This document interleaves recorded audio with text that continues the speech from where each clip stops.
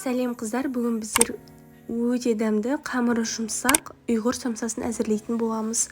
Ол үшін осылай қамырымызға 4 бұрышты етіп туралған бөлме температурасындағы сары майды турап салатын боламыз. Содан соң сары майымыз ұнымызбен жақсылап араласқанша қолымызбен осылай үгітіп екеуін жақсылап араластыратын боламыз, крошка болғанша. Міне екеуін араластырып алдық, ертіп құймаймыз, естеріңізде болсын. Міне 2 кішкентай кесе айранға 1 кесе салқын суымызды және де 1 ас қасық тұзымызды және де қасықтың ұшындай ғана сода қосып жақсылап араластырамыз. Біздің жаңағы массамыз бәрі біркелкі араласуы қажет. Енді осы айран бар сұйықтығымызды ұнымызға осылай құямыз. Барлығын бірден құйып жібермеңіздер. Осылай құйып, бірінші қасықтың көмегімен, кейін қолмен және де тағы қажет болған жағдайда кішкентайдан осылай айранымызды құйып отырамыз. Және де осылай жұмсақ қамыр болғанша иілейміз. Басында қамырымыз қолға жабысып, солай жасайды, кейін өте жақсы қамыр шығатын болады. Енді бір 10-15 минутқа тындырып қоямыз қамырымызды. Салмасын дайындайтын боламыз. Бізге тартылған ет және де картошка және де пияз қажет болады. Ұсақтап турап барлығын және де тұз, қара бұрыш салып жақсылап араластырып бір шетке қойып қоямыз қамырымыз тынғанша.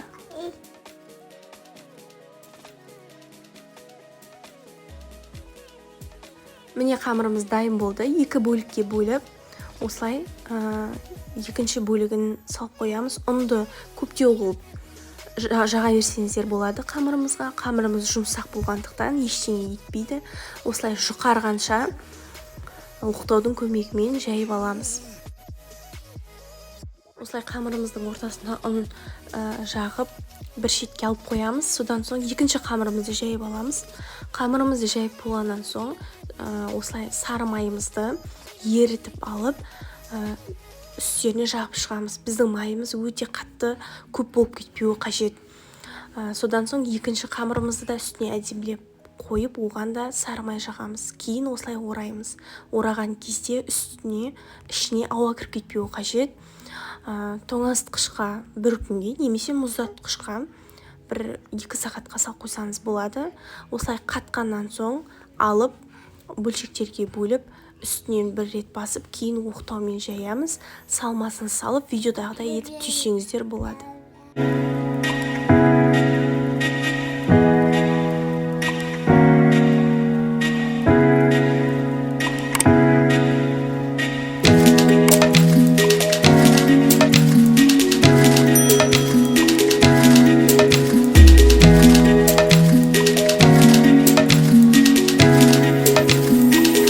Самсаларымызды осылай формаға орналастырып, 1 жұмыртқаның үстіне 2 үлкен қасықпен сүт құйып, жақсылап араластырып, біздің самсамыздың бетіне жақып шығатын боламыз.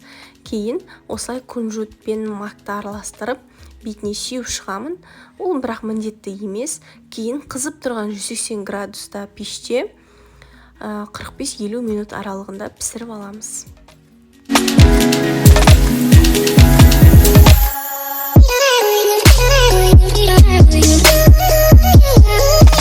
Міне қыздар, самсаларымыз дайын болды. Жасап көріңіздер, отбасыларыңызға ұнайтынына сенімдімін. Ас болсын, каналға жазылуды ұмытпаңыздар.